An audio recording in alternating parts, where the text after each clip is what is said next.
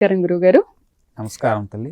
గురుగారు, ఈ 365 ఒత్తులు వెలిగించుకోవడం అనేది ఒకటి ఉంది కదా, ఇది ఎప్పుడు చేయాలి? ఈ కార్తీక మాసం మొదటి నుంచి ప్రతిరోజు చేసుకోవచ్చా, లేదు ఎండింగ్ డే అంటూ ఒకటి ఉంటుంది కదా, ఆ రోజు చేసుకోవాలా? ఒత్తులు శక్తి వెలిగించుకోవడం ఉంటే ప్రతిరోజు 360 వెలిగించవచ్చు, లేదా ఏదో ఒక సోమవారం వెలిగించవచ్చు, ప్రతి సోమవారం వెలిగించవచ్చు, లేదు ఒక పౌర్ణానికి వెలిగించవచ్చు, లేదా ఒక ఏకాదశి రోజు వెలిగించవచ్చు, లేదా ఒక క్షీరాబ్ది ద్వాదశి రోజున వెలిగించవచ్చు. ఇట్లా మనకి ఈ రోజు శక్తి సామర్థ్యాలు ఇవన్నీ కూడా ప్రతిరోజైనా వెలిగించుకోవచ్చు ఒత్తులు. ఇవి మనము ముఖ్యంగా ఇప్పుడు అందరూ కూడా షాపుల్లో ఒత్తులు కొనుక్కొని తీసుకొని వచ్చి చేయటం జరుగుతూ ఉంది.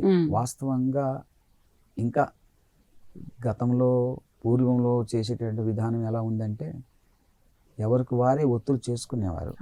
కార్తీక మాసం వచ్చి ఆ ఒత్తులు పత్తిని కొనుక్కొని చక్కగా తీసుకొని ఇంట్లో చక్కగా మాట్లాడుకుంటూ భగవన్నామస్మరణ శివుని చేసుకుంటూ ఒత్తులు తయారు చేసుకొని కార్తీక మాసం వచ్చేసరికల్లా వారు ఎంత సంఖ్య దీపారాధన ఒత్తు వెలిగించాలనుకున్నారో అంత సంఖ్యను తయారు చేసుకుంటూ ఉండేవారు.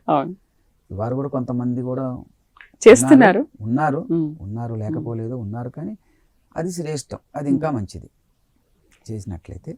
సరే, ఇది కూడా ఫలితం వస్తుంది. మనం స్వయంగా చేసి ఇంకా ఫలితం వస్తుంది. అది రెండోది అంటే, కొంతమందికి తెలియక ఈ దీపారాధన అనేటటువంటిది నది ఒడ్డున ఉన్నటువంటి వాళ్ళందరూ స్నానం చేయటం తడి బట్టలతో, ఆ తడి బట్టలతోటే దీపారాధన చేస్తుంటారు. అట్లా చేయకూడదు, పొడి బట్టలతోటే చేయాలి దీపారాధన. నది పక్కనే చేయాలి కానీ పొడి బట్టలతో. నది ఒడ్డున చేసేటటువంటి వారు కొంతమంది ఆ స్నానం చేయగానే అదే తడి బట్టలతో చేస్తూ ఉంటారు. కానీ పొడి బట్టలతో చేయాలి ఎప్పుడు కూడా. అది చాలా మంది అలాగే చేస్తూ ఉంటారు. అలా చేయకూడదు. నదీ స్నానం చేసేటప్పుడు కూడా ఎప్పుడు కూడా స్త్రీ నదిలో దిగి తల ముంచి స్నానం చేయకూడదు. ఒడ్డున కూర్చొని ప్రవాహానికి ఎదురుగా ఉండి నీటికి చెంబుతో చక్కగా చెప్పిన విధానాలుగా పోసుకోవాలి. కానీ నీటిలోకి దిగి మునిగి అటువంటి పనులు చేయకూడదు. అంటే గురువుగారు, ఈ కార్తీక మాసంలో మాత్రమే అలా చేయకూడదా? మామూలుగా కూడా స్త్రీలు నదీ స్నానం చేసేటటువంటి దానికి ఎప్పుడైనా విధానం చెప్పబడింది. స్త్రీలు ఏ విధంగా ఆచరించాలని ఆ పద్ధతిని అనుసరించాలి, కానీ అది కాకుండా ఆచరించకూడదు. ఇది చేస్తే బాగుంటుందట అని ఏదైనా చెప్తే ఎక్కడైనా ఎలా చెయ్యాలనేవి తెలుసుకోకుండా చేసేయటమే, అది నాకు తెలిసింది అనేటటువంటి భావంతో వెళ్ళటం, చేసేయటం. అది అందుకని దానికి కొన్ని విధి విధానాలు రూపొందించబడ్డాయి. దాన్ని తెలుసుకొని నియమాలు పాటిస్తూ చేయాలి, మంచిది. అట్లా తెలుసుకుని చేసి ఆచరించాలనేటటువంటి ఒకే ఒక లక్ష్యంతో ఛానల్ వారు ముందుకు వెళ్తున్నారు. ఇది చాలా సంతోషదాయకం. అందుకే ఎపిసోడ్స్లో కూడా మీరు ముందుగా వేస్తున్నారు. ఎందుకంటే ఆ రోజు అప్పటికప్పుడు తెలియజేయటం, ఆ రోజు అప్పటికప్పుడు తెలియజేయటం వల్ల ఆచరించడం ఆ రోజు మిస్ అయింది అనేటువంటి భావనతో ఉంటాం. ముందుగా మీ ఎపిసోడ్స్ రావటం చేత వారు ఆచరించే రోజుకి సిద్ధమయ్యి తప్పనిసరిగా ఆచరించేటువంటి పరిస్థితిని కలుగజేస్తున్నందుకు ముందుగా ధన్యవాదాలు. మహిళలు చూస్తున్నారు కదా, మనం అందరం జనరల్గా నదీ స్నానం చేసి అదే తడి బట్టలతో వచ్చి దీపారాధన చేస్తూ ఉంటాము. గురువుగారు ఇవాళ ఒక చక్కని విషయాన్ని మనకు తెలియజేశారు. నదీ స్నానం చేసి తర్వాత పొడి బట్టలతో దీపారాధన చేస్తే అది మనకు మంచిది అని తెలియజేస్తున్నారు. నదీ స్నాన విధానం కూడా విన్నారు కదా గురుగారి మాటల్లో. రైట్ గురుగారు, ఈ మాసం అంతా కూడా ఉపవాసం లేకపోయినా ఏమీ కాదా? ఉపవాసం లేకపోతే మనకేమీ ఫలితం దక్కదా? పూజలు చేస్తూ కూడా ఉపవాసం లేము అనుకోండి, భగవద్ దృష్టిలో ఎప్పుడూ కూడా భావన ప్రధానము. ఉపవసించావా ఉపవసించలేదా అనేటటువంటిది దేహ ఆరోగ్య సహకారాన్ని మీద ఆధారపడి ఉంటుంది మనకి. అంటే శివరాత్రి రోజున మొత్తం ఉపవాసం అలా చేయాలి, ఏమీ తినకూడదని అంటుంటారు కదా, అప్పుడే మనకు ఫలితం దక్కుతుంది అంటారు కదా. మరి కార్తీక మాసం కూడా చాలా పవిత్రమైన రోజులు కదా. పవిత్రమైన రోజులు మన శరీరం సహకరించాలి కదా. చాలా మంది ఒక అపోహ ఉంటుంది. అది అయితే ఎవరికి ఇబ్బందులు అంటే, ఆరోగ్యం ఉన్నాను, తెల్లవారుజామున రోజు 4ంటికి లేస్తాను, లేవగలను, చేయగలను, ఆ శక్తి సామర్థ్యాలు నాకున్నాయి, కానీ నేను దీపారాధన చేయను, నేను తలస్నానం చేయను, 10ంటికే చేస్తాను, ఇది తప్పు. ఓకే, అటువంటి వారికి కానీ అది విధించబడింది, వీరికి కాదు.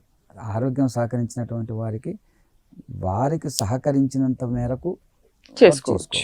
మనసులో శివ నామాన్ని జపించినా చాలు ఈ మాసం అంతా, ఒక్కసారి జపించిన. అందుకే పరమశివుడు శివ అనగానే శివ అని ఓం నమ శివాయ అని మళ్ళీ తిరిగి ఇంకొకసారి ఓం నమ శివాయ అనే లోపే కరుణిస్తాడట.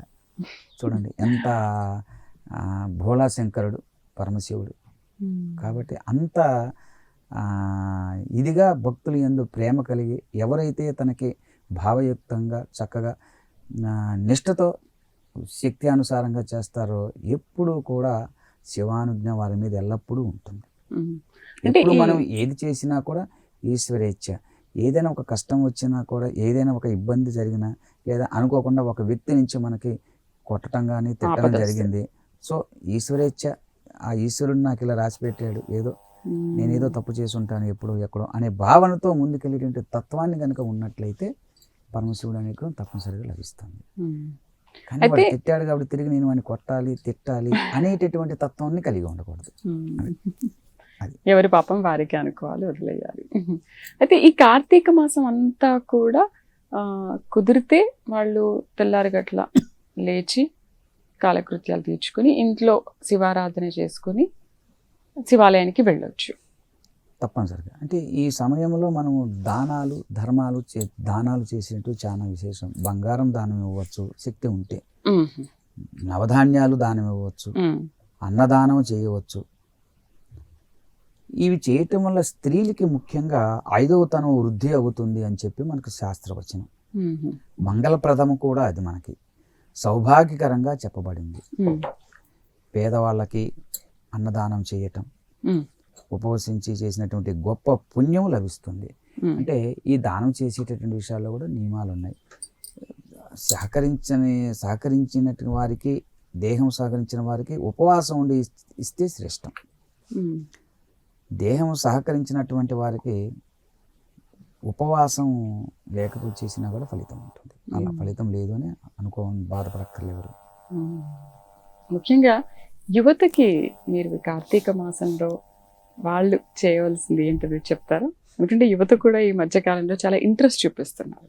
చక్కగా దీపారాధన చేయటం, పరుష పదజాలాలని మాట్లాడకుండా ఉండటం, ఈ మాసం అంతా సహచరాహ ప్రాణాహ అంటే తోటి ప్రాణులన్నీ కూడా నాతో సమానమే. అయాచితంగా ఏ ప్రాణిని మనం కరుకుగా నొచ్చుకునేటట్టుగా మాట్లాడితే బాధ కలుగుతుందని, కొడితే నొప్పి తగులుతుందనేటువంటి భావం తత్వాన్ని కలిగి ఉండమని చెప్తాడు. అలా ఎవరైతే ఉంటారో వాళ్ళ యొక్క శరీరంలో సాక్షాత్తు పరమశివుడు ఎప్పుడూ ఉంటాడు. అది ఆత్మాతత్వం గిరిజామతి, శరీరం గృహం, దేహో దేవాలయం చెప్పబడుతుంది. శరీరంలోనే ఉన్నాడు, ఎక్కడో లేడు.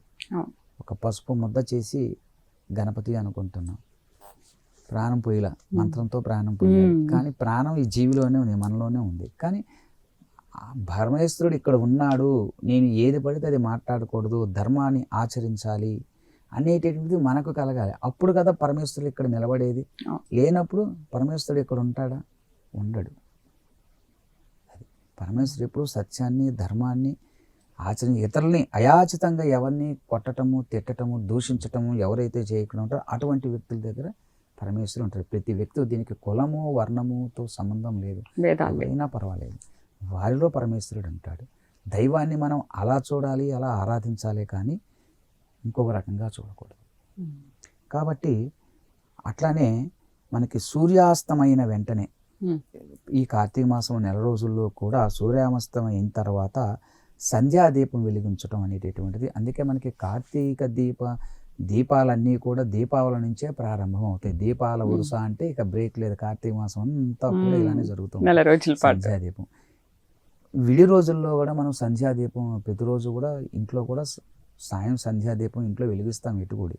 కానీ వాకిటి ముంద వెలిగించడం అనేటటువంటిది సంధ్యాదీపం వెలిగిస్తూ ఉంటారు, వెలిగించాలి. ఇది శుభప్రదం. అదేవిధంగా ఇంకా మనకి తులసి కోటలు ఉంటాయి ఇంట్లో. తులసి కోట దగ్గర కానీ దీపం పెట్టడం, తులసి పూజ చేసుకోవటం, గౌరీ పూజ చేసుకోవటం, ఇటువంటివి చేసుకోవటం వల్ల ఆర్థిక బాధల నుంచి విముక్తి లభిస్తుంది, రుణములు తీరతాయి, ఆర్థిక పరమైనటువంటి సమస్యలు లేకుండా ఉండటం జరుగుతుంది. అయితే మనము తలపై చన్నీటి స్నానం చేయాలని చెప్పబడుతూ ఉంది. అందుకే ఈ కార్తీక మాసంలో చెప్పుకున్నాం, గోపాదం ఉన్న గుంతలో నీళ్ళు కూడా హరినివాసం ఉంటాడు అని. అందువల్ల ఆ నీటిని అంటే ఆరోగ్యం సహకరించినటువంటి వారు శిరస్సున చల్లుకున్నా సరే మనకి ఆ ఫలితం వస్తుంది. మామూలుగా అయితే సాధారణంగా కార్తీక మాసం అంతా కూడా చల్లటి నీళ్లతోనే స్నానం ఆచరించాలి, చల్లటి నీటితోటే ఆచరించాలి. సహకరించినటువంటి వారు చేయొచ్చు, వేడివి కాకుండా గోరువెచ్చనివి అదే సరిపోతుంది చెప్పబడుతుంది. శరీరానికి తలకి చక్కగా నూనె పెట్టుకొని మర్దించి తలంటి స్నానం చేస్తే మంచిది. దీనివల్ల శని దోషం కూడా పోతుంది. శని దోషం ఉన్నవారు చేసినట్టు స్నానాలు కూడా ఇవే. కాబట్టి ఆయుష్ వృద్ధి అవుతుంది దీనివల్ల. చక్కగా ఇటువంటి స్నానాన్ని మనం ఆచరించడం చేత కనీసం ప్రతిరోజు చేయలేనటువంటి పరిస్థితి ఉన్నా ముఖ్యమైనటువంటి తిథులు కొన్ని చెప్పబడ్డాయి. ఏకాదశి రోజు కానీ, ద్వాదశి రోజు కానీ, అదేవిధంగా పూర్ణిమ రోజు కానీ, లేదా సోమవారం రోజు కానీ, ఉన్న 4 సోమవారాల్లో కానీ ఆచరించినట్లయితే మంచి ఫలితం లభిస్తుంది. ఇంకొక విషయం ఏంటంటే శివకేశవులకి భేదం లేదు అని. ఇక్కడ మనం శివాలయం అని, విష్ణువాలయం అని అభేదం అనేది చూపదు. ఎవరైతే శివుడు వేరు విష్ణువు వేరు అనేటటువంటి పదజాలాన్ని వాడి అభేదాన్ని చూస్తాడో రౌరవైనటువంటి నరకంలోకి పోతాడని ధర్మశాస్త్రం చెప్పబడుతుంది. కాబట్టి శివుడు వేరు విష్ణువు వేరు కాదు, మొత్తం ఒకటే. శివాయ విష్ణు రూపాయ శివరూపాయ విష్ణు అని చెప్పేసి మనకు చెప్పబడుతూ ఉంది. కాబట్టి ఈ కార్తీక మాసం అంతా కూడా సంకల్పంలో తప్పనిసరిగా కార్తీక దామోదర ప్రీతయే ప్రీత్యర్థం అని చెప్పుకోవాలి. మీరు ఏ పూజ చేసినా సరే, దీపా పూజ చేసినా సరే, ఏ పూజ చేసినా సరే, వ్రతం చేసినా సరే, మీరు ఏ పూజను ఆచరించినా సరే, తులసి పూజ చేసినా సరే, ఏది చేసినా సరే సంకల్పంలో కార్తీక దామోదర ప్రీత్యర్థం ప్రీతయ అని చెప్పుకోవాలి. అది అంటే మనకి తులా సంక్రమణంలోకి సంక్రమణం జరిగినప్పుడు రవి తులా సంక్రమణం జరిగినప్పుడు సంక్రమణానికి ముందు 10 గడియలు, తర్వాత 15 గడియలు ఇవన్నీ కూడా పుణ్యకాలము అని చెప్పబడుతుంది. ఇటువంటి పుణ్యకాలంలో చేసేటటువంటి దానము రెట్టింపు ఫలితాన్ని ఇస్తుంది మనకి. ఈ కార్తీక మాసంలో నది స్నానం, నది మనకు అందుబాటులో లేదు, దగ్గరకు లేదు, అంత దూరం మనం వెళ్ళలేము. ఇంట్లో ఉన్నటువంటి ఊర్లో ఉన్నటువంటి కాలువ అది కుదరలేదు, దూరము, కాలువలు లేవు మన గ్రామానికి. కనీసం ఇంట్లో ఉన్నటువంటి బావిలో నీరు, బావి లేదు, బోరింగు అది లేదు, గుంత చలంలో నీళ్లు లేదు, అది ఇటువంటి ఇవేవైనా కానీ పవిత్రమైనవి. హరి నివాసం కార్తీక మాసం నీటిలో అని ఉంటాడు. అందుకని మంత్రం జపించుకొని స్నానం ఆచరించినా సరిపోతుంది. గంగే జయమనే ప్రతిది కూడా పవిత్రమైనట్టు. అందుకే నమ కమలనాభాయ నమస్తే జలశాయిని నమస్తేస్తు హృషికేశ గృహానార్ఘ్యం నమోస్తుతే.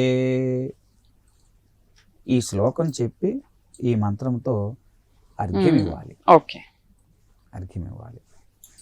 తరువాత కార్తికేహం కరిష్యామి ప్రాతస్నానం జనార్దన ప్రీత్యర్థం తవ దేవేశ జలేస్మిన్ స్నాతముద్యతః తవ ప్రసాదాత్ పాపం మే దామోదర వినశ్యతు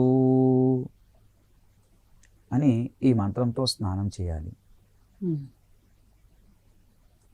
నిత్యే నైమిత్తికే కృష్ణ కార్తికే పాపనాశనే గృహానార్ఘ్యం మయా దత్తం రాధాయ సహితో హరే. గృహానార్ఘ్యం మయా దత్తం రాధయా సహితో హరే అనే మంత్రం చెప్పి తిరిగి మరలా అర్ఘ్యం వదలాలి. వదిలినట్లయితే ఈ అరుణోదయ సమయంలో ఈ విష్ణువాలయంలో కానీ, చాలామంది శివాలయంకే వెళ్ళి చేయాలా, కార్తీకం శివుడికి ప్రీతికరంగా అనేటువంటి భావన కొంతమందికి ఉంటుంది. కాదు, శివాలయంలో కానీ, విష్ణువాలయ కానీ, దేవాలయంలో కానీ, తులసి కోట దగ్గర కానీ, ఎక్కడైనా కానీ చేయవచ్చు. దీపారాధనలు కానివ్వండి, పూజను కానివ్వండి, చేసినా ప్రయత్నం ఉంటాయి. ఇందు గరుడు అందు లేడు, ఇందు వెతుకుని అందరు అని చెప్పేసి మనకి చెప్పబడుతుంది కదా. గురుగారు, విష్ణు ఆలయాలు అంతగా ఉండవు కదా, చాలా తక్కువ. తప్పనిసరిగా ఉంటాయి, ఎందుకు లేవు? అసలు ఎక్కువగా ఉన్నటువంటివి విష్ణు ఆలయాలు. ఎందుకంటే రామాలయం లేనటువంటి గ్రామం లేదు నాకు తెలిసి. కనీసం ఒక రాతిని తీసుకొని నామాలు పెట్టైనా సరే గ్రామంలో మందిరం పెట్టుకొని ఈ రోజుకి అర్చన చేస్తున్నటువంటి చిన్న చిన్న పల్లెలు ఉంటాయి. శివాలయాలే ఇంకా అన్ని చోట్ల ఉండవు. ఉంటాయి, ఇప్పుడు పెరిగాయి, తక్కువ. రామాలయాలు, విష్ణువాలయాలు ఎక్కువగా ఉన్నాయి. జాగరం కార్తికే మాసి యః కుర్యాద్ అరుణోదయే అని చెప్పబడుతూ ఉంది. అంటే దామోదరాగ్రే సేనానీహి గోసహస్రఫలం లభేతు శివ విష్ణు గృహాభావే సర్వదేవాలయేష్వపి కుర్యాదశ్వద్ధమూలేషు తులసీనాం వనేష్వపి అని ధర్మశాస్త్ర వచనం చెప్పబడుతూ ఉంది. అంటే అరుణోదయం కాలంలో జాగరూకుడై విష్ణు శివాలయాల్లో భగవద్ ధ్యానాన్ని కానీ, స్తోత్రాన్ని కానీ, అంటే అష్టోత్తరాన్ని కానీ, అంటే ఈ మాసంలో, శివమాసంలో, ఈ కార్తీక మాసంలో శివుడికి అభిషేకం చేయటమే కాదు, స్తోత్రం చదవచ్చు, రుద్ర హోమం చేయవచ్చు. దానాలే కాకుండా శివుని ఆరాధన చేసేటువంటి ఎన్ని విధానాలు ఉన్నాయో, స్తోత్రం కానీ పఠించటం వల్ల కానీ, అభిషేకం వల్ల కానీ, రకరకాల అభిషేకాలు విధి విధానాలు ఉన్నాయి. ఈ కార్తీక మాసంలో చేసుకోవచ్చు, ఇంట్లో చేసుకోవచ్చు. ఇప్పుడు రెట్టింపు ఫలితం కాబట్టి ఇంకా అంటే ఈ కార్తీక మాసంలో రుద్రహోమం కానీ, రుద్రయాగం కానీ, జపాలు కానీ ఇలాంటివన్నీ చేసుకుంటే ఇంకా మనకు ఫలితం లభిస్తుంది. చేసుకుంటారు, తప్పలేదు. ఆ శక్తి సామర్థ్యాలు ఉన్నవారు చేసుకుంటుంటే చూస్తే పేదవాడికి ఫలితం, చేసుకున్న వాడికి ఎంత ఫలితం, వాడికి అంతే ఫలితం. అది చాలు. పేదవాడు డబ్బు లేని వాడి పరిస్థితి ఏంటి అనేది ఎప్పటికీ వద్దు. దైవం దృష్టిలో అందరూ సమానమే, చేసుకుంటే విశేషం. అది ఈ శివ విష్ణువాలయాలు గనక ఎవరికైనా సరే లభించకపోతే ఏ దేవాలయంలో అయినా కానీ చేయమనండి. ఒకవేళ ఏ దేవాలయము ఆ గ్రామంలో లేదనుకోండి, కనీసం ఆ రావి చెట్టు కింద కూర్చొనైనా చేయమనండి. అక్కడైనా సరే దేవ లేనప్పుడు తులసి మొక్కలు ఉంటాయి గ్రామంలో, లేకుండా ఉండవు. రావి చెట్లు ఉంటాయి. కనీసం దేవాలయం లేని ఊరు గనక ఉన్నట్లయితే, బహుశా అలా ఉండదు నాకు తెలిసి, ఉన్నట్లయితే అటువంటిది ఏదైనా ఎక్కడైనా ఉంటే రావి చెట్టు దగ్గర కూర్చొనైనా కానీ చేయమని చెప్పబడింది. అశ్వద్ధ. అదేవిధంగా తులసి మొక్క దగ్గర కూర్చొనైనా చేయమని చెప్పబడింది. భగవద్నామస్మరణ అక్కడ కూర్చొని చేసినట్లయితే సాక్షాత్ పరమేశ్వరుడే ప్రత్యక్షమవుతాడు. మన సాధన బట్టి ప్రత్యక్షమవుతాడు. సాధన లోపం ఉంటే ప్రత్యక్షం అవ్వడం.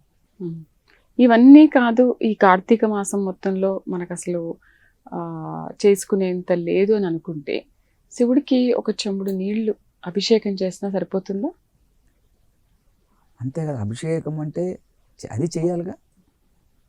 అంటే ఈ యాగాలు, హోమాలు, ఈ అభిషేకాలు ఇంత చెయ్యలేని పరిస్థితులు ఉన్నాయి. ఆ చేసే పని కూడా అవసరంలా.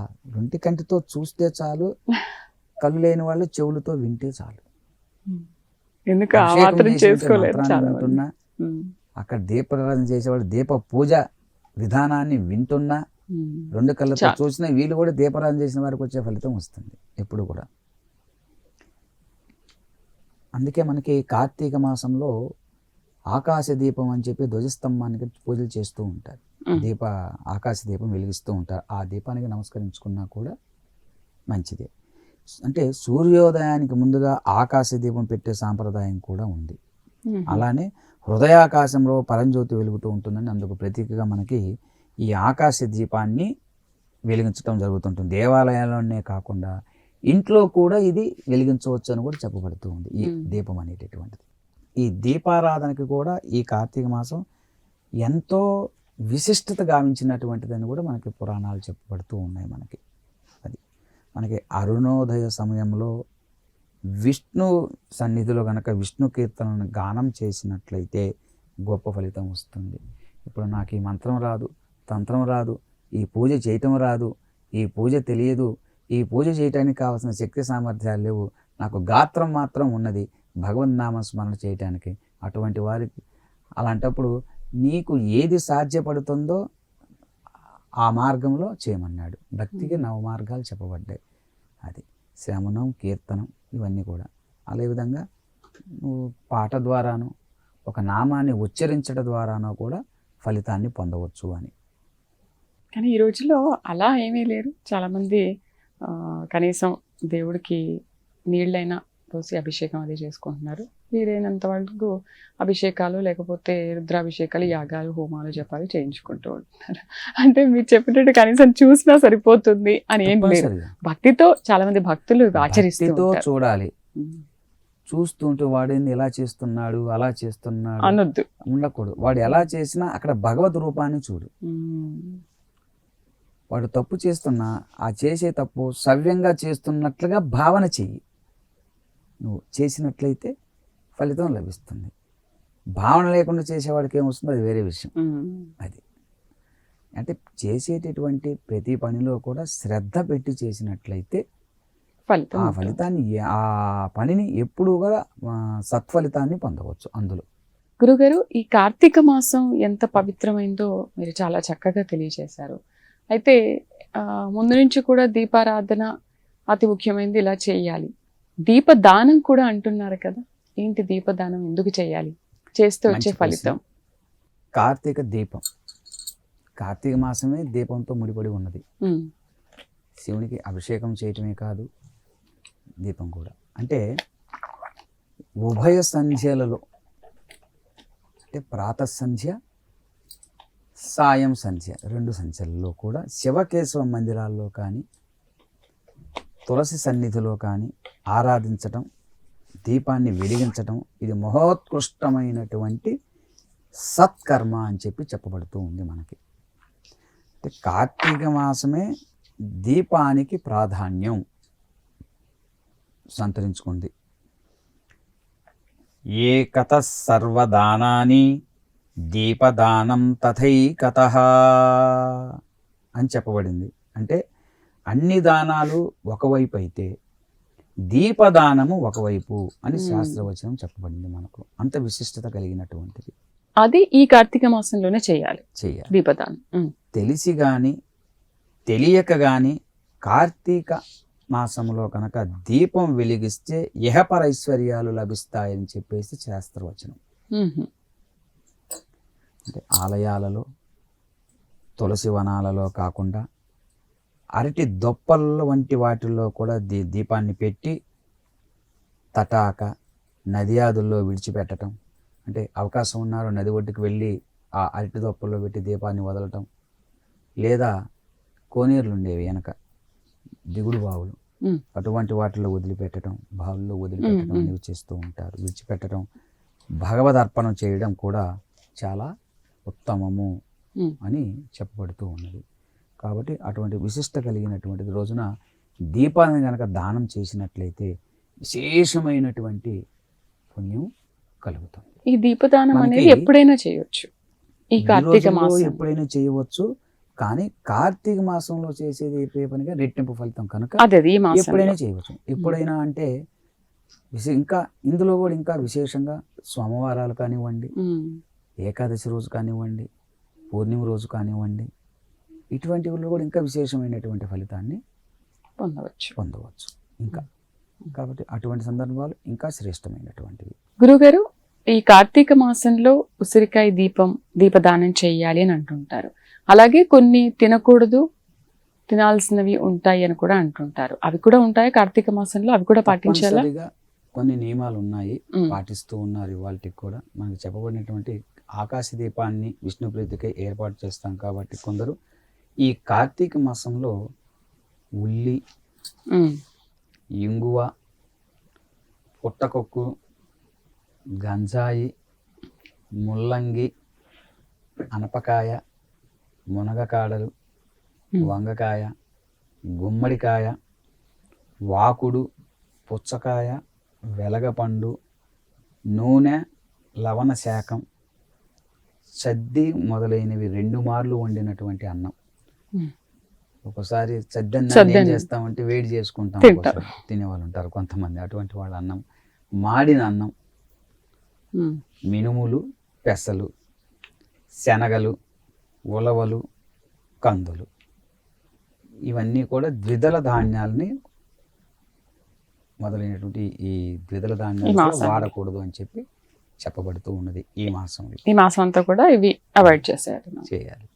అందుకని కార్తీక మాసంలో కందిపప్పుతో వండకుండా ఉంటారు. మామూలుగా పెసరపప్పు ఇవి వాడకుండా కూరలతో భుజిస్తూ ఉంటారు కొంతమంది. అయితే సప్తమి రోజున ఉసిరిక, సప్తమి తిథి రోజున ఉసిరిక, తెలలు అష్టమి రోజున, అలానే కొబ్బరి ఆదివారము.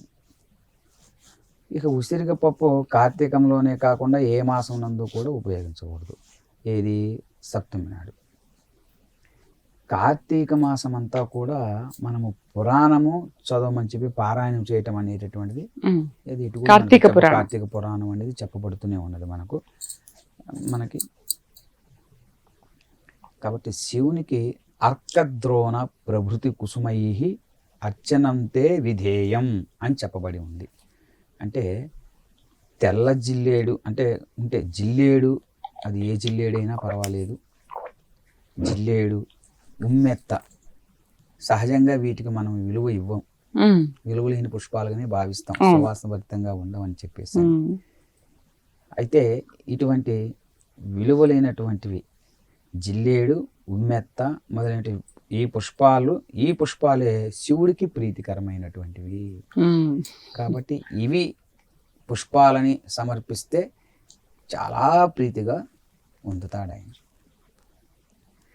కాబట్టి అసుతోష శివానుగ్రహానికి, విష్ణువు అనుగ్రహానికి ఈ మాసం మనకు చాలా శ్రేష్టమైన మార్గంగా ధర్మశాస్త్ర వచనం చెప్పబడుతూ ఉంది.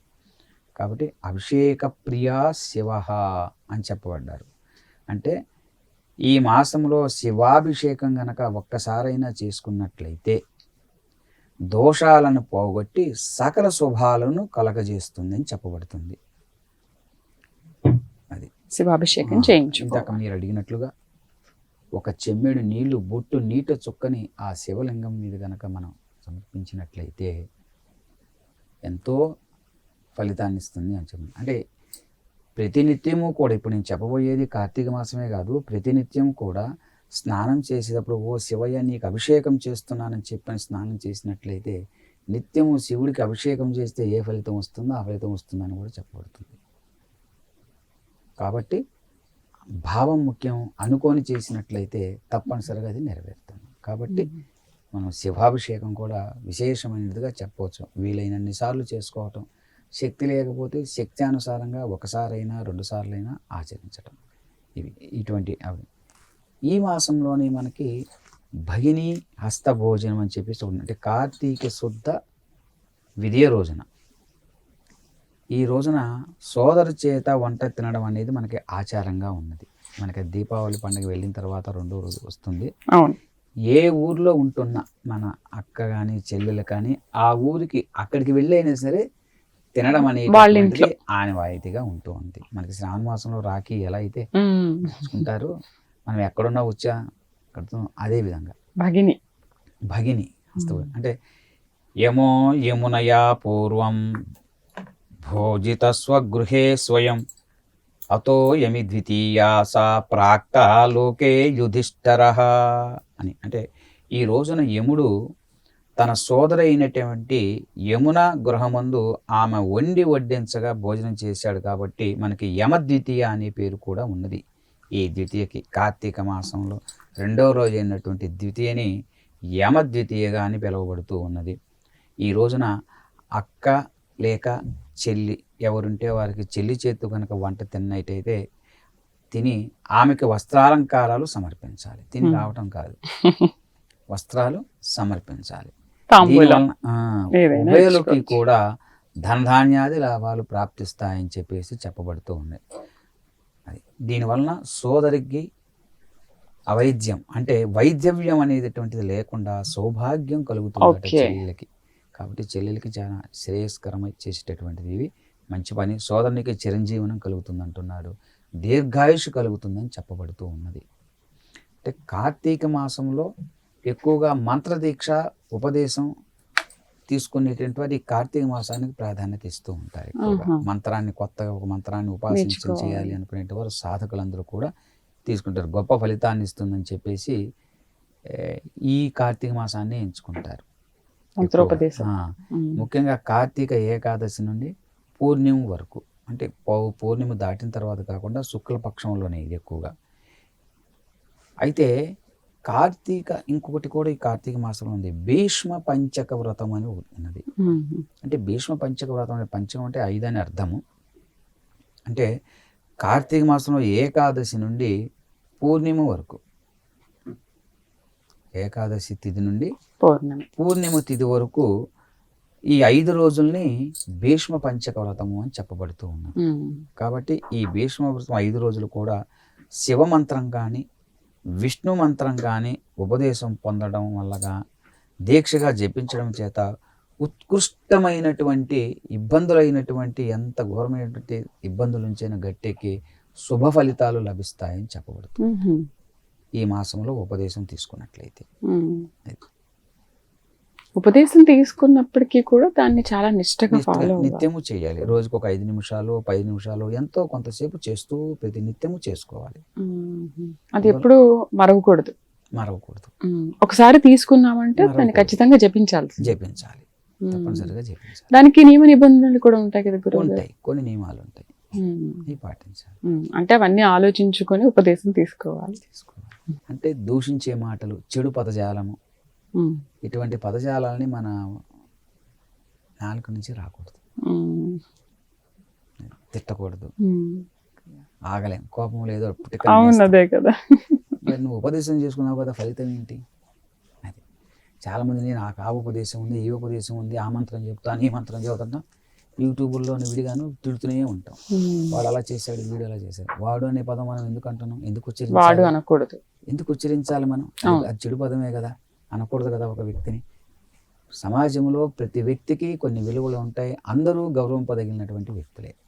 కాబట్టి అవి మనం కాపాడుకుంటూ వస్తున్నప్పుడే మనల్ని గౌరవిస్తూ ఉంటారు. మనం గౌరవింపబడుతుంటాం. మనం గౌరవం పొందటమే కాదు, మనము కూడా గౌరవించటం అనేటువంటిది తెలుసుకోవాలని చెప్పి ధర్మశాస్త్రాలు చెప్తున్నాయి. అటువంటి లభ్యం కోవటం కోసమే ఈ పూజలు ఇవన్నీ కూడా. ఇవి చేయటం వల్ల మనలో బుద్ధి మారి, బుద్ధి వికసించి చక్కగా సత్ప్రవర్తన మనం కలిగి ఉంటే ఎదుటివాడు మన మీద సత్ప్రవర్తన కలిగి ఉంటాడు. చాలా చక్కగా వివరించారు గురువుగారు. కార్తీక మాస విశిష్టత అసలు ఏంటి చాలా క్లుప్తంగా వివరించారు. మీకు ధన్యవాదాలు. ఇది కార్తీక మాస విశిష్టత విశేషాలు. నమస్కారం.